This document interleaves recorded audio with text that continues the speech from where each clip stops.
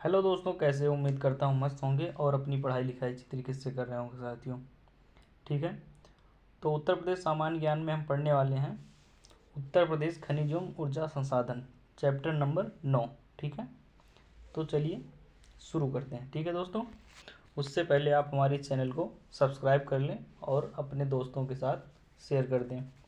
ठीक है, और जो कोई आसपास या आपके हितबंध में तैयारी कर रहा उसके पास ज़रूर शेयर कर दें, जिससे उसको एक परीक्षा में मदद मिल सके। क्योंकि ये क्लास आपके यूपीपीसीएस, उत्तर प्रदेश पुलिस और आरओ के लिए, मतलब उत्तर प्रदेश बेस, बिल्कुल पूरा उत्तर प्रदेश आपका इस क्लास के अंदर समाहित है। ठीक है, तो चलिए स्टार्ट करते हैं। ठीक है दोस्तों,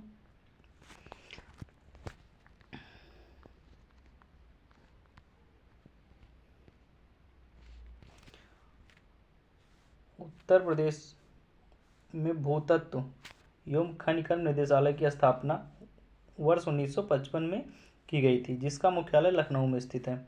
ठीक है, उत्तर प्रदेश में भूतत्व एवं खनिकर्म निदेशालय की स्थापना वर्ष 1955 में की गई थी, जिसका मुख्यालय लखनऊ में स्थित है। ठीक है, उत्तर प्रदेश में खनिज संसाधनों की खोज, उत्खनन एवं परिष्करण हेतु 23 मार्च 1974 ईस्वी को राज्य खनिज विकास निगम की स्थापना की गई। ठीक है, उत्तर प्रदेश में खनिज संसाधनों की खोज उत्खनन एवं परिष्करण हेतु 23 मार्च 1974 को राज्य खनिज विकास निगम की स्थापना की गई। दिसंबर 1998 ईस्वी में घोषित प्रथम खनिज नीति में खनिज विकास को उद्योग का दर्जा दिया गया। ठीक है, दिसंबर 1998 में घोषित प्रथम खनिज नीति में खनिज विकास को उद्योग का दर्जा दिया गया है। ठीक है, उसके बाद में खनिज एवं प्रमुख क्षेत्र के बारे में देखते हैं। ठीक है, कोयला का क्षेत्र है सिंगरौली सोनभद्र। सिंगरौली कोयला का प्रमुख क्षेत्र है सिंगरौली, जो कि सोनभद्र जिले में। ठीक है, बॉक्साइट का प्रमुख क्षेत्र है चित्रकूट, बांदा, वाराणसी और ललितपुर। बॉक्साइट का है चित्रकूट, बांदा, वाराणसी और ललितपुर जिला। ठीक है, ये प्रमुख क्षेत्र है बॉक्साइट का। ठीक है, चूना पत्थर का है गुरमा, कनाज, बाबूहारी। गुरमा, कनाज, बाबूहारी यह है मिर्ज़ापुर में। ठीक है, एवं कजराहट यह है सोनभद्र में। कजराहट कहाँ है? सोनभद्र है। ठीक है, गुरमा, कनाज, बाबूहारी मिर्ज़ापुर जिले में है और कजराहट सोनभद्र जिले में है। ये प्रमुख क्षेत्र है चूना पत्थर का। ठीक है, उसके बाद में है कांच बालू। यह शंकरगढ़, लोहारगढ़, शंकरगढ़ और लोहारगढ़ ये प्रयागराज में। ठीक है, बरगढ़ बांदा जिले में। ठीक है, और चित्रकूट अलीगढ़ है। ठीक है, ये प्रमुख क्षेत्र है कांच और कांच बालू का। ठीक है, बालू का। ठीक है, कांच बालू कहते हैं। ठीक है, एंडालुसाइट का प्रमुख क्षेत्र है मिर्ज़ापुर और सोनभद्र। ठीक है, एंडालुसाइट का है प्रमुख क्षेत्र मिर्ज़ापुर और सोनभद्र। पायराइट्स का है सोनभद्र और बांदा। सोनभद्र और बांदा जिले में ये पायराइट्स पाए जाते हैं। ठीक है, उसके बाद में सेल खड़ी का प्रमुख क्षेत्र है झांसी और हमीरपुर। झांसी और हमीरपुर। ठीक है, फायर क्ले है बांसी, मकरी खो, ये मिर्ज़ापुर जिले में है। ठीक है, बांसी, मकरी खो ये तीन स्थान है मिर्ज़ापुर जिले में, और सोनभद्र है जहाँ फायर क्ले पाया जाता है। ठीक है, डोलोमाइट कहाँ पाया जाता है? तो ये बारी सोनभद्र में पाया जाता है। ठीक है, कहाँ पाया जाता है? तो ये बारी सोनभद्र जिले में पाया जाता है। ठीक है, और बांदा जिले में पाया जाता है। ठीक है, प्रमुख क्षेत्र है इसका बारी सोनभद्र और बांदा जिला डोलोमाइट का। ठीक है, अगला है संगमरमर उत्तर प्रदेश में कहाँ मिलता है? प्रमुख क्षेत्र कहाँ है? तो ये मिर्ज़ापुर और सोनभद्र जिला। ठीक है, संगमरमर का प्रमुख क्षेत्र है मिर्ज़ापुर और सोनभद्र जिला। ठीक है, सैंडस्टोन जिसे कहते हैं, यानी बलुआ पत्थर जिसे कहते हैं। ठीक है, ये मिर्ज़ापुर जिले में पाया जाता है। ठीक है, उसके बाद में चाइना क्ले सोनभद्र और बांदा जिले में प्रमुखता पाया जाता है। ठीक है, सोनभद्र और बांदा जिले में प्रमुखता पाया जाता है। राक फास्फेट ललितपुर जिले में पाया जाता है। ललितपुर जिले में पाया जाता है, ठीक है। कैल्साइट, कैल्साइट मिर्ज़ापुर जिले में पाया जाता है, मिर्ज़ापुर जिले में पाया जाता है प्रमुखता, ठीक है। फिर उसके बाद में सोना, सोना सोनभद्र एवं ललितपुर जिले में प्रमुखता पाया जाता है, ठीक है। सोनभद्र एवं ललितपुर जिले में पाया जाता है। उसके बाद में गेरू, गेरू का प्रमुख क्षेत्र कहाँ है? बांदा, ठीक है। गेरू का प्रमुख क्षेत्र कहाँ है? बांदा। और फिर है उसके बाद में फेल्सपार, फेल्सपार झांसी में पाया जाता है, ठीक है। झांसी में सबसे ज़्यादा पाया जाता है, ठीक है। फिर उसके बाद है सिलेमेनाइट, सिलेमेनाइट, सिलेमेनाइट कहाँ पाया जाता है? सोनभद्र जिले में पाया जाता है, सोनभद्र जिले में सिलेमेनाइट पाया जाता है, ठीक है। उसके बाद में पायरोफाइलाइट, पायरोफाइलाइट ये हमीरपुर, ललितपुर, झांसी और महोबा जिले में प्रमुखता पाया जाता है, ठीक है। पायरोफाइलाइट कहाँ पाया जाता है? तो हमीरपुर, ललितपुर, झांसी और महोबा में पाया जाता है, ठीक है दोस्तों। उसके बाद में डायसपोर, डायसपोर, डायसपोर झांसी, महोबा, ललितपुर और हमीरपुर में पाया जाता है, ठीक है। डायसपोर कहाँ कहाँ पाया जाता है? झांसी, महोबा, ललितपुर और हमीरपुर जिलों में पाया जाता है, ठीक है दोस्तों। उसके बाद में अगला है ग्रेनाइट, ग्रेनाइट मुख्यतः कहाँ पाया जाता है? तो बांदा जिला, हमीरपुर जिला, ललितपुर जिला, महोबा, सोनभद्र और झांसी में पाया जाता है, ठीक है। ग्रेनाइट कहाँ पाया जाता है? कहाँ कहाँ पाया जाता है? तो बांदा, हमीरपुर, ललितपुर, महोबा, सोनभद्र और झांसी में पाया जाता है, ठीक है। आगे देखते हैं। पोटास लवण ये पाया जाता है प्रयागराज में, चंदौली में और बांदा में, सोनभद्र जिले में, झांसी जिले में, ठीक है। पोटास लवण कहाँ कहाँ पाया जाता है? प्रयागराज, चंदौली, ठीक है, बांदा, सोनभद्र और झांसी में पाया जाता है, ठीक है। उसके बाद में तांबा, तांबा का प्रमुख क्षेत्र कहाँ है? तो यह ललितपुर सोनराई क्षेत्र में, तांबा सबसे ज़्यादा ललितपुर सोनराई के वाले क्षेत्र में पाया जाता है, ठीक है। उसके बाद में हीरा, हीरा उत्तर प्रदेश में कहाँ पाया जाता है सबसे ज़्यादा? मतलब हीरा कहाँ पाया जाता है उत्तर प्रदेश में? तो ये बांदा और मिर्ज़ापुर में पाया जाता है, ठीक है। बांदा और मिर्ज़ापुर जिले में पाया जाता है, ठीक है दोस्तों। अगला है एस्बेस्टस, एस्बेस्टस ये मिर्ज़ापुर, झांसी, बड़ा गांव वाले क्षेत्र में, झांसी के बड़ा गांव वाले क्षेत्र में पाया जाता है, ठीक है। एस्बेस्टस कहाँ पाया जाता है? मिर्ज़ापुर में और झांसी के बड़ा गांव वाले क्षेत्र में, ठीक है। फिर उसके बाद है जिप्सम, जिप्सम पाया जाता है झांसी और हमीरपुर जिले में, जिप्सम कहाँ पाया जाता है? झांसी और हमीरपुर जिले में, ठीक है दोस्तों।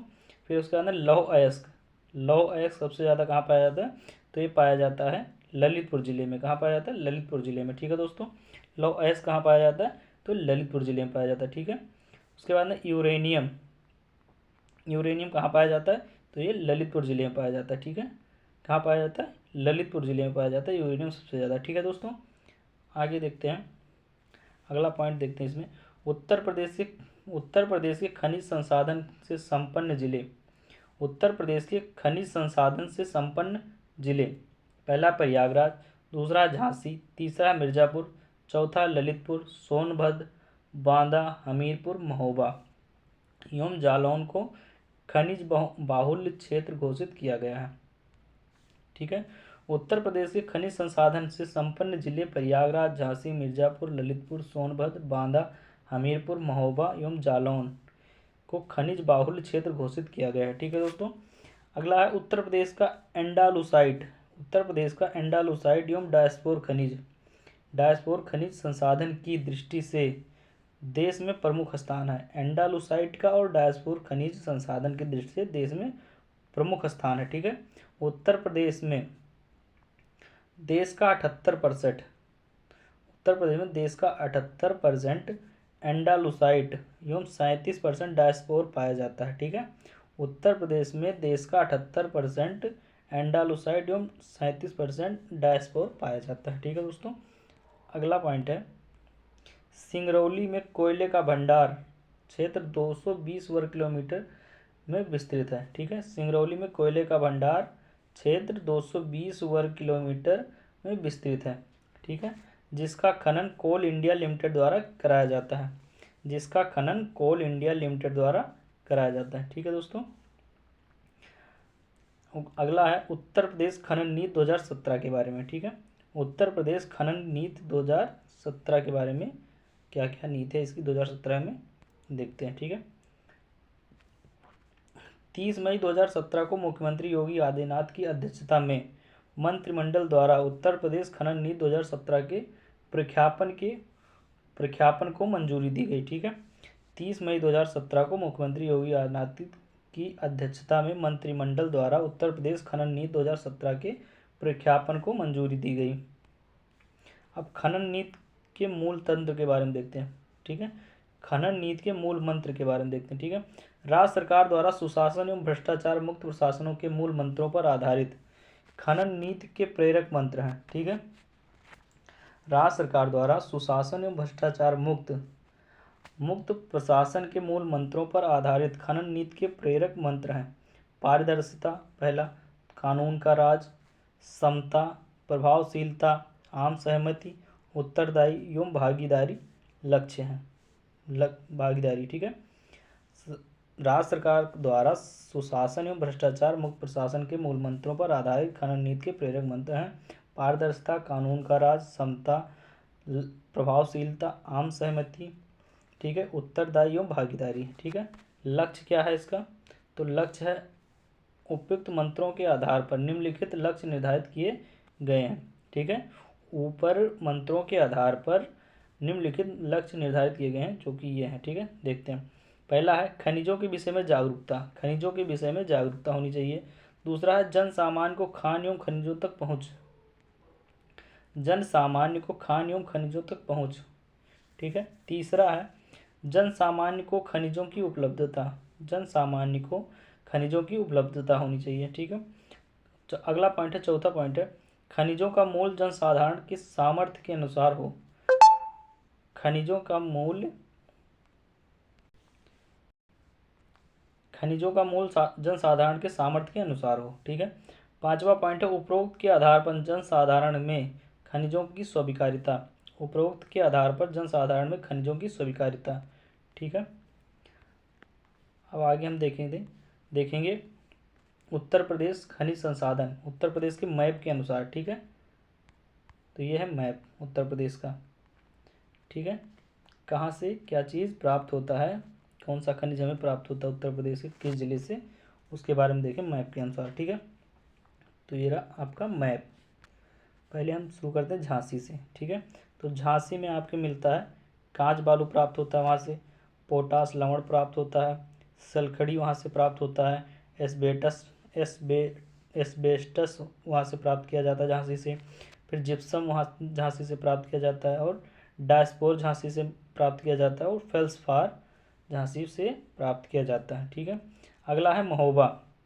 महोबा में मुख्यतः मिलता है पायरोफिलाइट खनिज तत्व, डायस्पोर खनिज तत्व, ठीक है, और ग्रेनाइट पाया जाता है।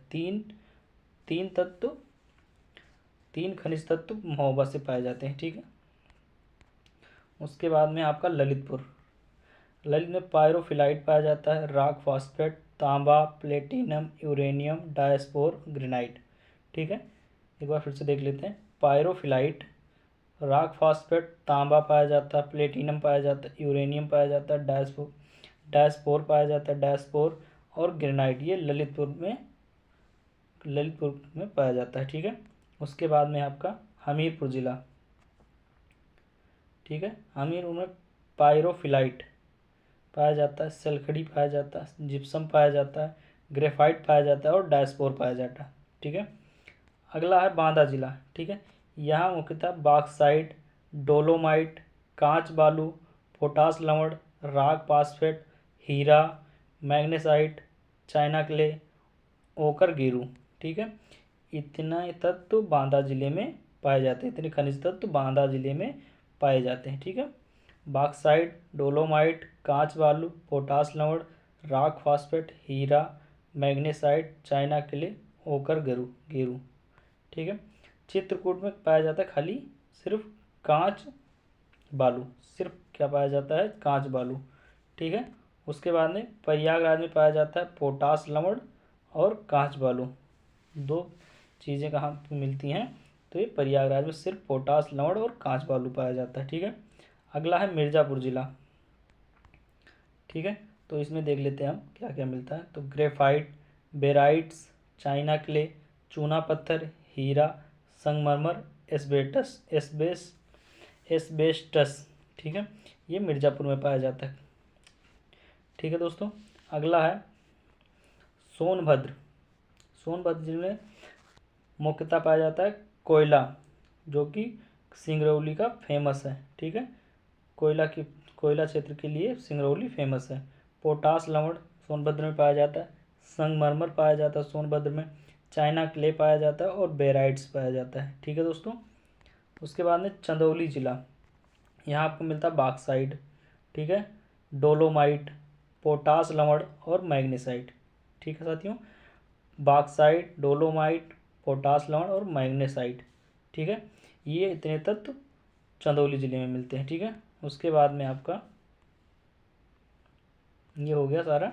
ये जो इधर एमपी वाला क्षेत्र है, ये बहुत ही धनी इलाका है, एक हिसाब से देखा जाए तो धनी इलाका है। ठीक है, यहाँ से जितने सारे खनिज तत्व हैं यहीं से पाए जाते हैं। ठीक है,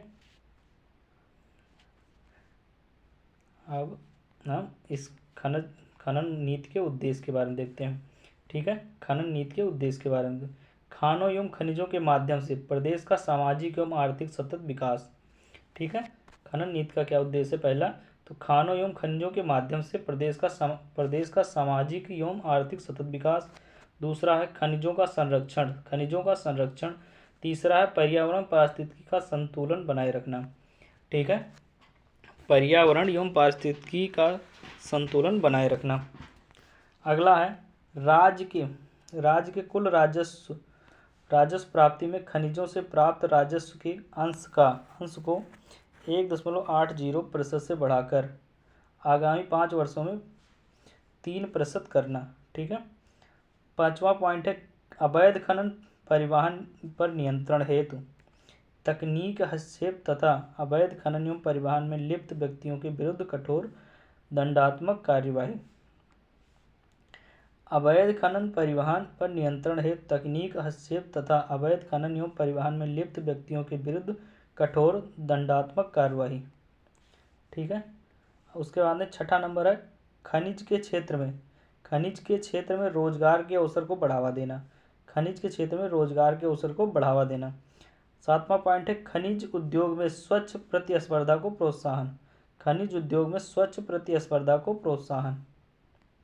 ठीक है, 8वां पॉइंट है आपका खनिजों के वैज्ञानिक विकास हेतु तकनीक ज्ञान एवं सुविधाएं तथा परामर्श उपलब्ध कराना। ठीक है, खनिजों के वैज्ञानिक विकास हेतु तकनीक ज्ञान एवं सुविधाएं तथा परामर्श उपलब्ध कराना। ठीक है, 9वां है इच्छुक उद्यमियों को खनिज आधारित सूचना आंकड़ों को उपलब्ध कराना। ठीक है, इच्छुक उद्यमियों को खनिज आधारित सूचना आंकड़ों को उपलब्ध कराना। ठीक है साथियों, अगला है 10 नंबर खनिज विकास की प्रक्रिया में निजी पूंजी निवेश को प्रोत्साहन और उद्यमिता का विकास। ठीक है, खनिज विकास की प्रक्रिया में निजी पूंजी निवेश को प्रोत्साहन और उद्यमिता का विकास। 11वां नंबर है खनिज विकास हेतु आधुनिक अन्वेषण तकनीक के माध्यम से नए खनिज भंडारों के अन्वेषण में तीव्रता। 11वां नंबर है खनिज विकास हेतु आधुनिक अन्वेषण तकनीक के माध्यम से नए खनिज भंडारों के अन्वेषण में तीव्रता।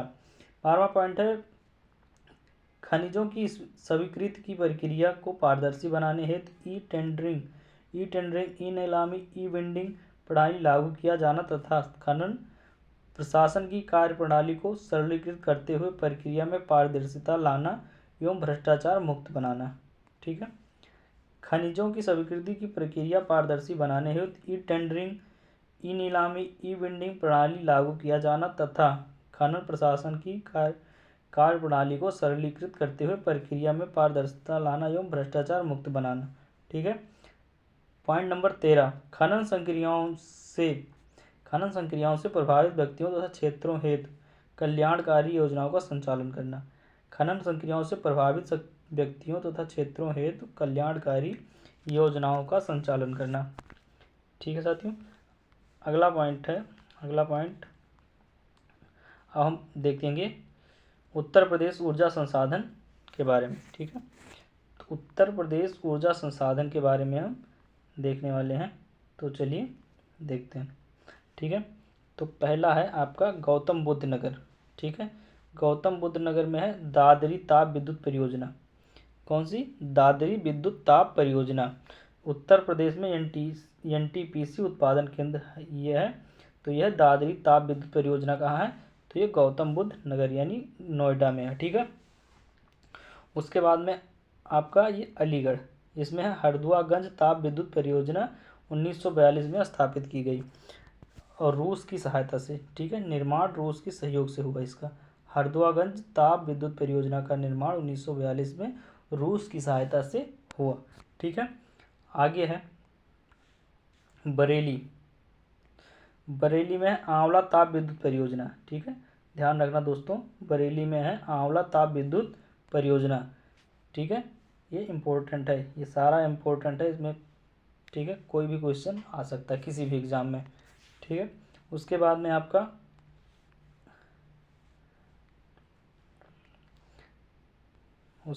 आपका अलीगढ़ का हो गया हरदुआगंज ताप विद्युत परियोजना 1942 में रूस के निर्माण से बनाया गया। ठीक है। उसके बाद में आपका बुलंदशहर। बुलंदशहर में है नरौरा परमाणु केंद्र 1991 में निर्मित। 220 मेगावाट क्षमता के 2 संयंत्र कार्यरत हैं। ठीक है। नरौरा परमाणु केंद्र 1991 में निर्मित 220 मेगावाट क्षमता के 2 संयंत्र कार्यरत हैं। ठीक है। उसके बाद में झांसी में है परीक्षा ताप विद्युत परियोजना। झांसी में कौन सी है, कौन सा विद्युत परियोजना है? तो ये परीक्षा ताप विद्युत परियोजना। ठीक है। उसके बाद में आप नीचे आ जाओ ललितपुर जिले में, इसमें है माता टीला जल विद्युत परियोजना। माता टीला जल विद्युत परियोजना। उसके बाद में है राजघाट जल विद्युत परियोजना, ये मध्य प्रदेश और उत्तर प्रदेश की संयुक्त परियोजना है। राजघाट जल विद्युत परियोजना उत्तर प्रदेश और मध्य प्रदेश की संयुक्त परियोजना है। ठीक है। उसके बाद में आपका रायबरेली का यह है ऊंचाहार ताप विद्युत परियोजना। ऊंचाहार ताप विद्युत परियोजना कहाँ है? तो ये रायबरेली जिले में। ठीक है दोस्तों। उसके बाद में है आपका औरैया ताप विद्युत केंद्र है औरैया जिले में। ठीक है, कहाँ है? औरैया जिले में।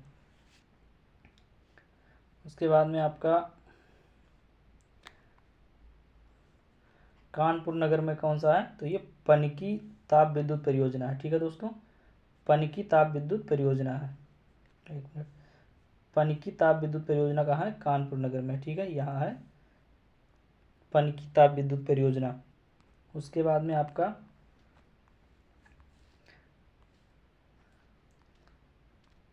अंबेडकर नगर में है टांडा ताप विद्युत परियोजना। ठीक है, अंबेडकर नगर में है टांडा ताप विद्युत परियोजना। उसके बाद में है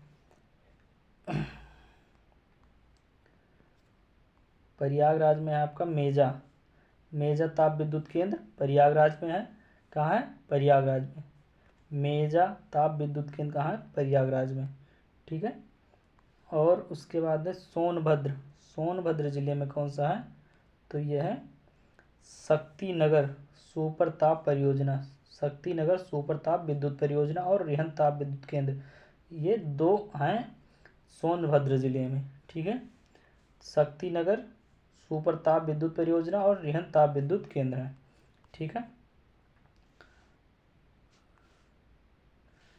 ठीक है दोस्तों। उसके बाद में है सोनभद्र जिले में ही है ओबरा ताप विद्युत केंद्र और अनपरा ताप विद्युत केंद्र, यानी 4 ताप विद्युत केंद्र हैं। 4 विद्युत ताप केंद्र हैं। कहाँ? यह है सोनभद्र जिले में। ठीक है, 4। उसके बाद 2 और भी हैं। ठीक है, ओबरा जल विद्युत केंद्र और रिहंद बांध जल विद्युत केंद्र। ठीक है, ओबरा जल विद्युत केंद्र और रिहंद बांध जल विद्युत परियोजना। ठीक है, यानी 2, 2, 4 और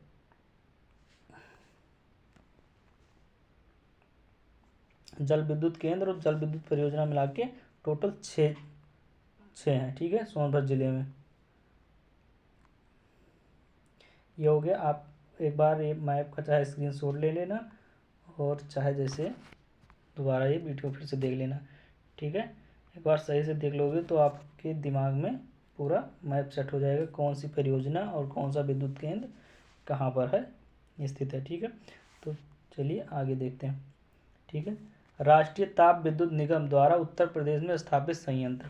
ठीक है, ताप विद्युत संयंत्र कौन से प्रकार का है और कार्यशील स्थापित क्षमता मेगावाट में कितनी है। ठीक है, दादरी गौतम दादरी ताप विद्युत संयंत्र ये गौतम बुद्ध नगर में है और ये कोयला पर आधारित है। ठीक है, और 1820 मेगावाट में है ये। ठीक है, टांडा अंबेडकर नगर में है।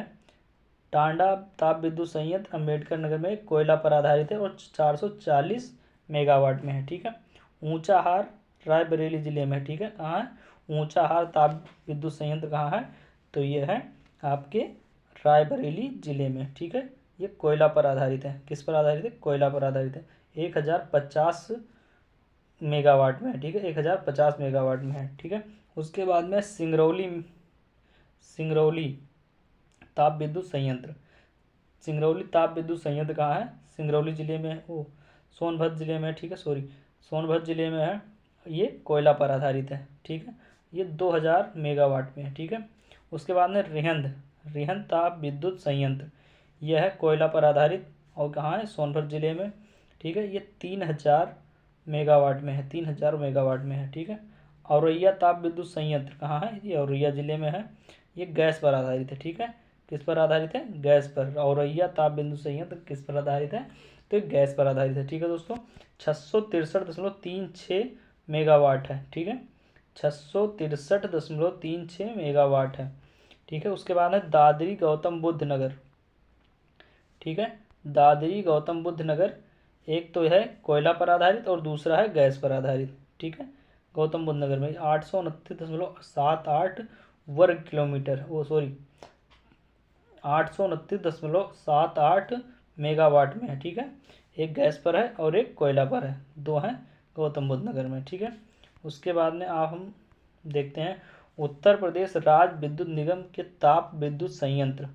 उत्तर प्रदेश राज्य विद्युत निगम के ताप विद्युत संयंत्र। ठीक है, अनपरा ताप विद्युत संयंत्र कहाँ है, तो यह है सोनभद्र जिले में। ठीक है, कार्यशील संस्थापित क्षमता मेगावाट में कितनी है, तो 2630 मेगावाट है। ठीक है, ओबरा कहाँ है, तो ये सोनभद्र जिले में है। 1094 मेगावाट है, 1094 मेगावाट है। ठीक है, उसके बाद में हरदुआगंज।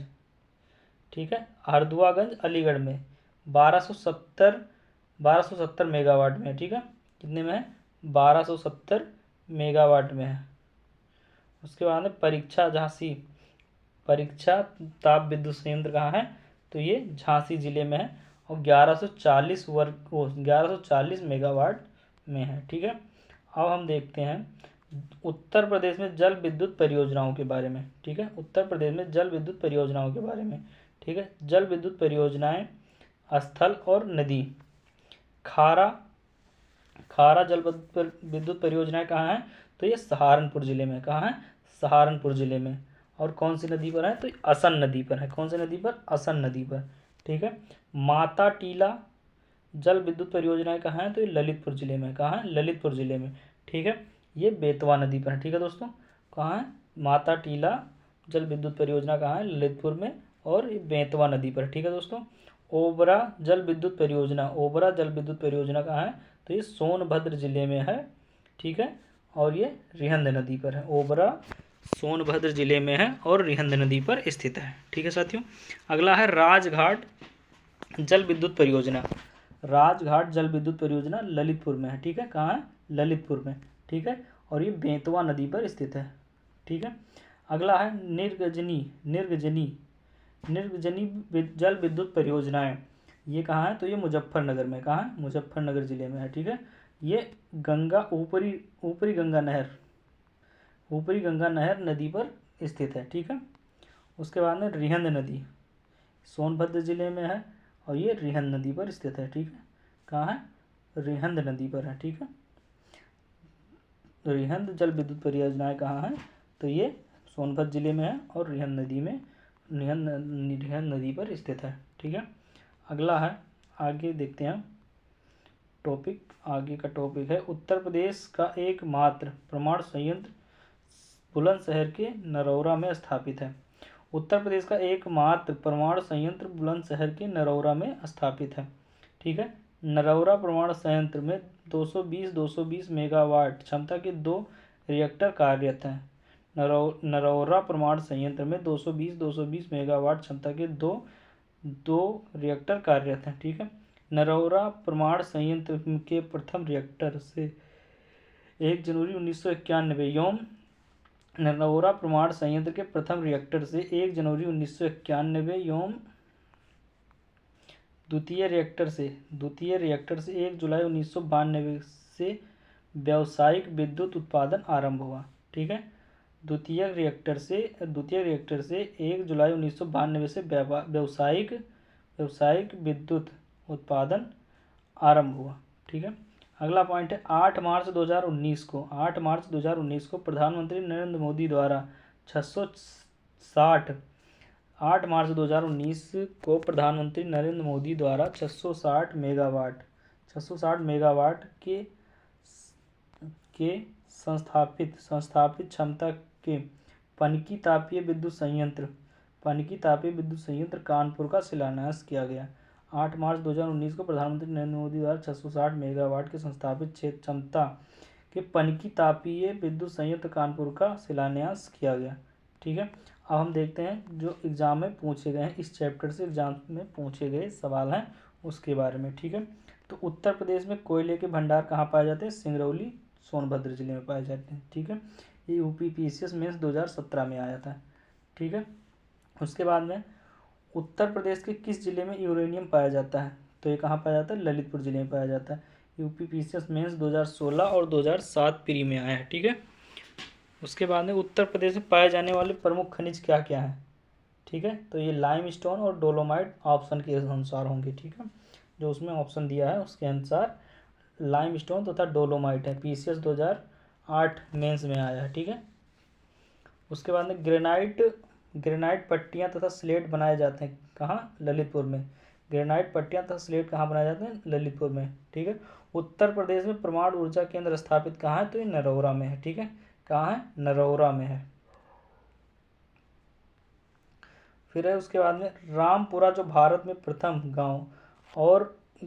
गांव अपना सौर ऊर्जा प्लांट लगाने वाला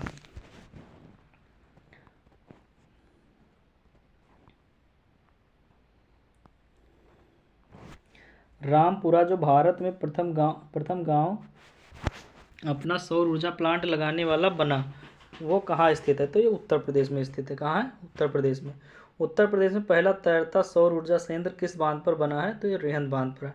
उत्तर प्रदेश में पहला तैरता सौर ऊर्जा संयंत्र किस बांध पर बना है? तो ये रेहंद बांध पर बना है। ठीक है, बेराइट तथा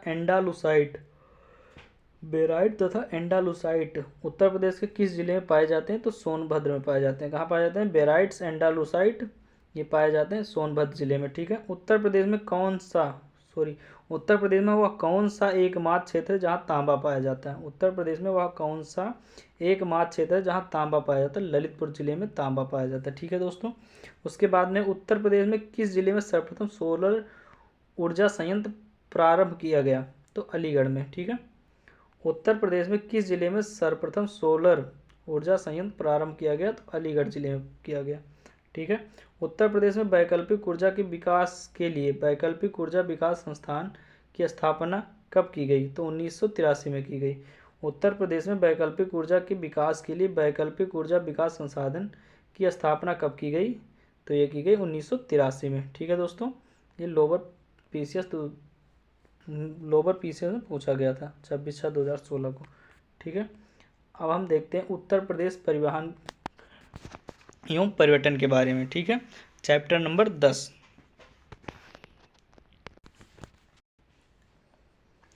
प्रदेश में यात्री सड़क परिवहन सेवा का प्रारंभ 15 मई 1947 को हुआ। ठीक है, प्रदेश में यात्री सड़क परिवहन सेवा का प्रारंभ 15 मई 1947 को हुआ। वार्षिक रिपोर्ट 2022-23 केंद्रीय सड़क परिवहन एवं राजमार्ग मंत्रालय के अनुसार उत्तर प्रदेश में राष्ट्रीय राजमार्गों की कुल लंबाई 12,270 किलोमीटर है, जो इस संदर्भ में देश में द्वितीय स्थान पर है। ठीक है, वार्षिक रिपोर्ट 2022-23 के अनुसार 22-23 केंद्रीय सड़क परिवहन एवं राजमार्ग मंत्रालय के अनुसार उत्तर प्रदेश में राष्ट्रीय राजमार्गों की कुल लंबाई 12,270 किलोमीटर है, जो इस संदर्भ में देश में द्वितीय स्थान पर है। ठीक है, अगला पॉइंट है, भारत में राष्ट्रीय राजमार्गों की लंबाई के आधार पर महाराष्ट्र प्रथम 18,462.3 किलोमीटर तथा राजस्थान 10,706.3 किलोमीटर तृतीय स्थान पर है। ठीक है, उसके बाद में अगला पॉइंट, प्रदेश में सर्वप्रथम लखनऊ से बाराबंकी के बीच रोडवेज सेवा 15 मई 1947 चलाई गई। ठीक है, प्रदेश में सर्वप्रथम लखनऊ से बाराबंकी के बीच रोडवेज सेवा 15 मई 1947 को चलाई गई। ठीक है, 1 जून 1972 को उत्तर प्रदेश रोडवेज की जगह उत्तर प्रदेश राज्य सड़क परिवहन निगम यूपीएसआरटीसी की स्थापना की गई। ठीक है, 1 जून 1972 को उत्तर प्रदेश रोडवेज की जगह उत्तर प्रदेश राज्य सड़क परिवहन निगम यूपीएसआरटीसी की स्थापना की गई। इस निगम का मुख्यालय लखनऊ में है। ठीक है, इस निगम का मुख्यालय कहाँ है? लखनऊ में है। ठीक है, वर्ष 2022 में उत्तर प्रदेश राज्य सड़क परिवहन निगम की स्थापना 50वां स्वर्णिम वर्ष था। ठीक है, वर्ष 2022 में उत्तर प्रदेश राज्य सड़क परिवहन निगम की स्थापना का 50वां स्वर्णिम वर्ष था। ठीक है, राष्ट्रीय राजमार्ग प्राधिकरण द्वारा निर्मित उत्तर दक्षिण व पूर्व पश्चिम कॉरिडोर एक दूसरे को झांसी में काटते हैं। ठीक है, राष्ट्रीय राजमार्ग प्राधिकरण द्वारा निर्मित उत्तर दक्षिण व पूर्व पश्चिम कॉरिडोर एक दूसरे को झांसी में काटते हैं। ठीक है, अगला पॉइंट है, निगम द्वारा विभिन्न प्रकार की बस सेवाएं यथा साधारण, जनरल, एसी, स्लीपर, स्कैनिया, शताब्दी, वोल्वो आदि प्रदान की जाती है। ठीक है, निगम द्वारा विभिन्न प्रकार की बस सेवाएं यथा साधारण, जनरल, एसी, स्लीपर, स्कैनिया, शताब्दी, वोल्वो आदि प्रदान की जाती है। ठीक है, उत्तर प्रदेश से गुजरने वाले प्रमुख राष्ट्रीय राजमार्ग। ठीक है, उत्तर प्रदेश से होकर गुजरने वाले प्रमुख राष्ट्रीय राजमार्ग, पुराना राष्ट्रीय राजमार्ग संख्या और नया राष्ट्रीय राजमार्ग संख्या, और कहाँ से कहाँ तक गई है। ठीक है, इसके बारे में देखते हैं। पुराना राष्ट्रीय राजमार्ग नंबर 2 था, अब उसका नाम 19 कर दिया गया है, और यह दिल्ली से मथुरा, आगरा, कानपुर, प्रयागराज, वाराणसी से कोलकाता गई है। ठीक है, पहला राष्ट्रीय राजमार्ग NH3 था, अब NH44 कर दिया गया। ठीक है, ये आगरा, ग्वालियर, इंदौर, नासिक और मुंबई में गई है। ठीक है, अगला है NH7 का नाम अब कर दिया गया है 35, NH35, ये वाराणसी, मनंगवा, रीवा और कन्याकुमारी तक गया है। ठीक है,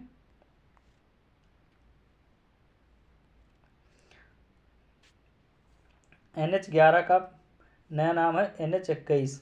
ठीक है, ये आगरा, जयपुर और बीकानेर तक गया। ठीक है, आगरा से जयपुर, जयपुर से बीकानेर। ठीक है, उसके बाद में NH24 का नेम NH9 कर दिया गया है। ठीक है, दिल्ली, बरेली, लखनऊ तक गया है। ठीक है, दिल्ली से बरेली, बरेली से लखनऊ तक गया है NH9। ठीक है, इसका पहले नाम था NH24, और फिर है NH25, इसका अब नाम चेंज करके कर दिया NH27। ठीक है, ये लखनऊ, कानपुर, झांसी और शिवपुरी होते हुए गया है। ठीक है, उसके बाद में आपका NH26 का नाम चेंज करके NH44 कर दिया गया, ये झांसी से सागर तक गया। ठीक है, फिर उसके बाद में NH27 का नाम चेंज करके NH30 कर दिया गया, ये प्रयागराज, मनंगवा तक। ठीक है, अब उसके बाद में आपका NH28 का नाम 27 कर दिया गया है, ये लखनऊ, बस्ती, गोरखपुर सीधा गया। ठीक है, लखनऊ से बस्ती होते हुए गोरखपुर सीधा। ठीक है, NH29 का नाम चेंज करके 31/24 कर दिया गया, 31/24 से गोरखपुर, गाजीपुर और वाराणसी गया। ठीक है, उसके बाद में आपका NH56 का नाम चेंज करके 173/31 कर दिया गया है, 173/31 कर दिया गया है, ठीक है। ये लखनऊ से वाराणसी तक है, ठीक है। NH86 का नाम चेंज करके 34 कर दिया गया, NH34 कर दिया गया है, ठीक है। ये कानपुर, छतरपुर, सागर और भोपाल तक गया, ठीक है। NH87 का नाम चेंज करके NH9 कर दिया गया है, रामपुर, पंतनगर और नैनीताल तक गया, ठीक है। अब देखते हैं प्रदेश से होकर गुजरने वाला सबसे लंबा राष्ट्रीय राजमार्ग संख्या 19 है, जिसका पुराना नाम NH2 है, जो दिल्ली से कोलकाता जाता है, ठीक है। कहाँ से? दिल्ली से कोलकाता जाता है, और इसका पुराना नाम NH2 था, लेकिन अब नया नाम NH19 रख दिया गया, NH19 रख दिया गया, ठीक है। उत्तर प्रदेश सर्वाधिक एक्सप्रेसवे वाला राज्य है, उत्तर प्रदेश सर्वाधिक एक्सप्रेसवे वाला राज्य है, ठीक है। उत्तर प्रदेश में है Yamuna expressway, Ganga expressway. Yamuna expressway है ग्रेटर नोएडा से आगरा तक, ठीक है, ग्रेटर नोएडा से आगरा तक है।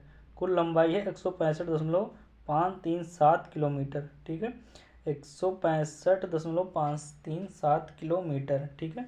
यह है यमुना एक्सप्रेसवे। उसके बाद में लाभान्वित जिले इससे हैं गौतम बुद्ध नगर, अलीगढ़, मथुरा, हाथरस और आगरा, ठीक है। इससे लाभान्वित जिले कौन कौन से? गौतम बुद्ध नगर, अलीगढ़, मथुरा, हाथरस और आगरा।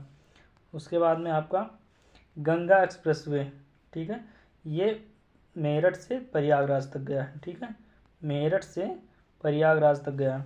कुल लंबाई 594 किलोमीटर है इसकी, कुल लंबाई कितनी है? 594 किलोमीटर, ठीक है। इससे लाभान्वित हुए जिले कौन कौन से हैं? तो ये मेरठ,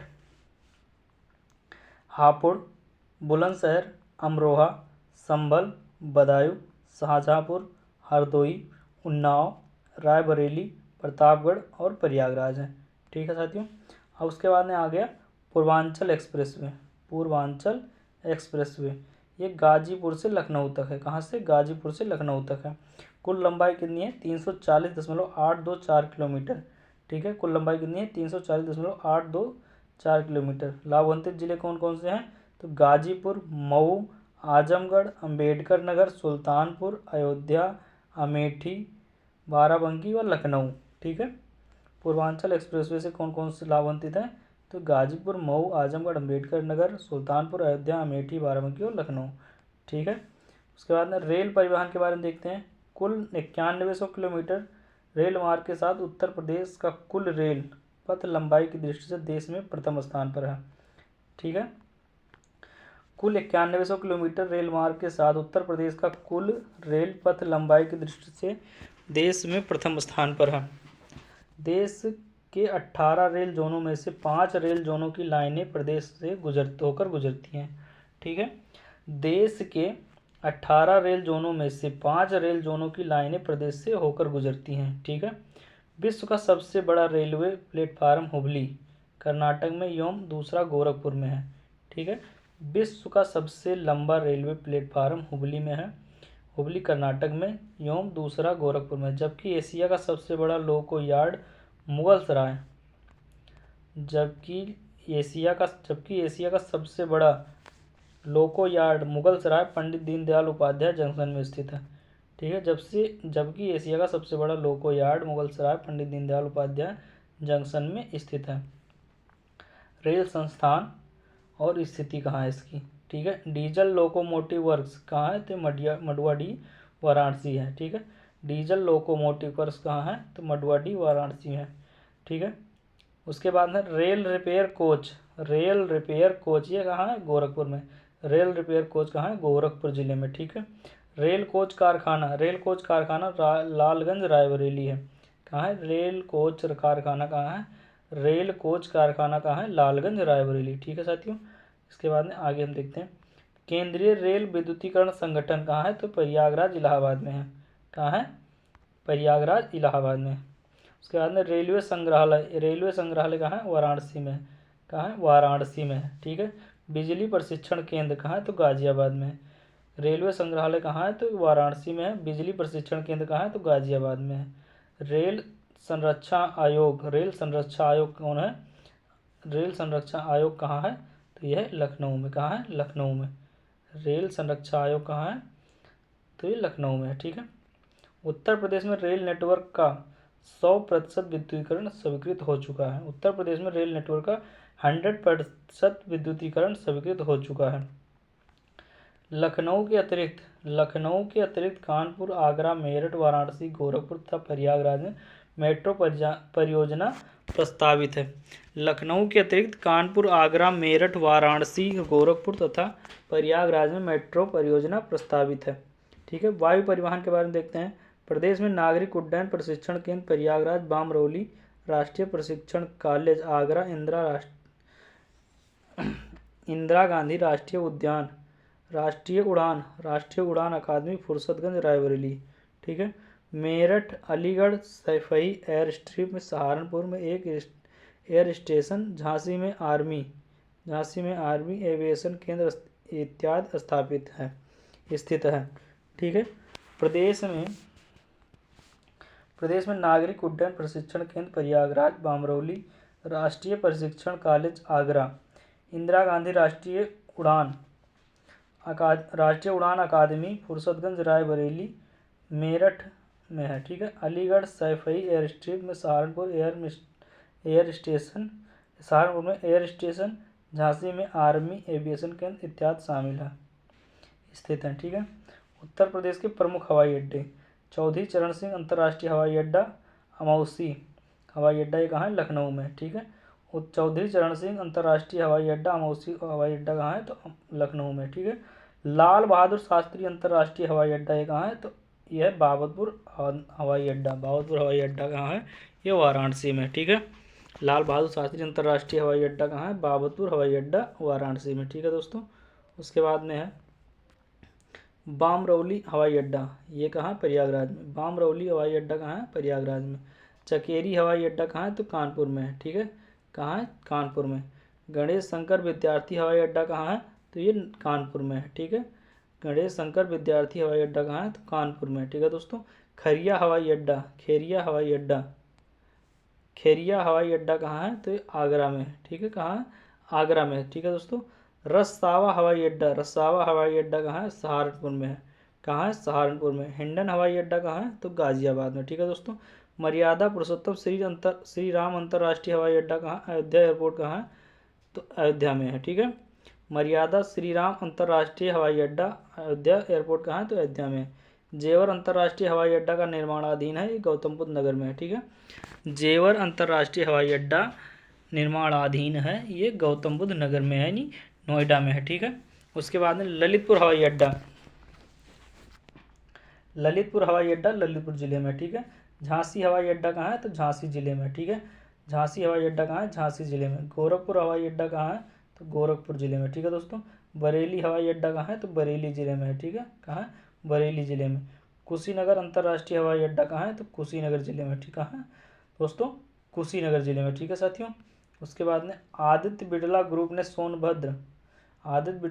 सोनभद्र म्योरपुर में निजी हवाई अड्डा विकसित किया है। आदित्य बिड़ला ग्रुप ने सोनभद्र म्योर में निजी हवाई अड्डा विकसित किया है। ठीक है।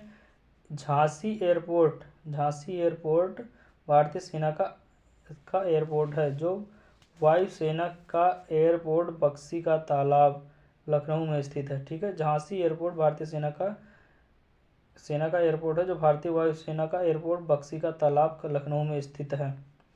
ठीक है। जल परिवहन के बारे में देखते हैं। ठीक है। तो हल्दिया प्रयागराज राष्ट्रीय जलमार्ग, हल्दिया से प्रयागराज राष्ट्रीय जलमार्ग 1 गंगा नदी पर स्थित है। ठीक है। इसकी कुल लंबाई 1620 किलोमीटर। यह देश का सबसे बड़ा आंतरिक जलमार्ग है। ठीक है। उत्तर प्रदेश राज्य सड़क परिवहन निगम की स्थापना कब हुई? जून 1972 में। कब हुई? जून 1972 में। ठीक है। उत्तर प्रदेश राज्य सड़क परिवहन निगम की स्थापना कब हुई? 1972 में, जून 1972 में। उसके बाद में भारतीय रेलवे परिवहन 2003 भारतीय रेलवे परिवहन प्रबंधन संस्थान की स्थापना कब हुई? 2003 में, लखनऊ में। ठीक है। भारतीय रेलवे परिवहन प्रबंधन संस्थान की स्थापना कब हुई? वर्ष 2003 में, लखनऊ में। ठीक।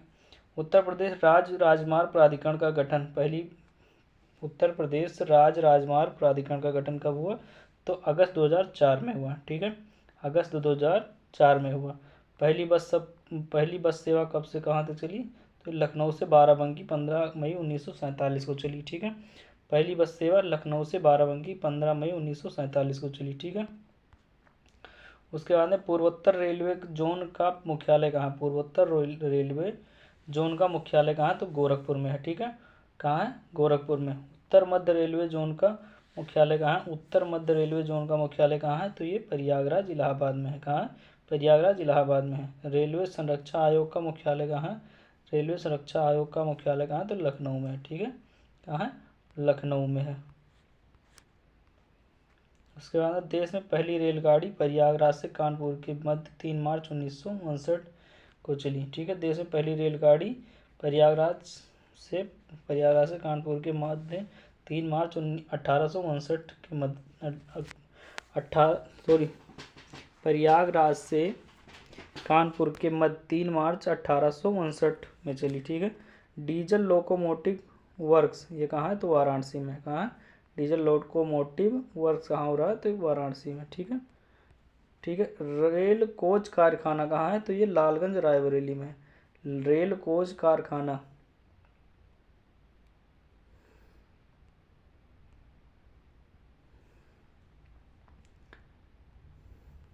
रेल कोच कारखाना कहाँ है?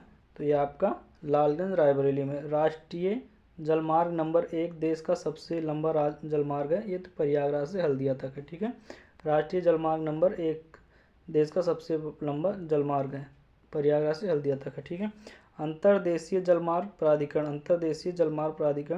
1986 में नोएडा है। ठीक है, अंतर्देशीय जलमार्ग प्राधिकरण 1986 नोएडा। नागरिक उड्डयन प्रशिक्षण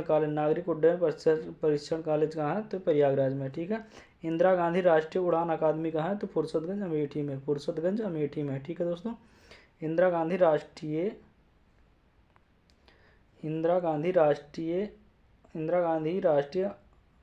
उड़ान अकादमी फुर्सतगंज अमेठी में। नेशनल पैराट्रूपर्स ट्रेनिंग स्कूल कहाँ है? तो आगरा में है। ठीक है, सर्वप्रथम हवाई डाक सेवा कहाँ चालू की गई? तो प्रयागराज से नैनी 1911 में। ठीक है दोस्तों, तो इस आज के लिए इतना ही। अगला पार्ट हम नेक्स्ट पार्ट में लाएंगे। तब तक के लिए जय हिंद जय भारत। ठीक है साथियों।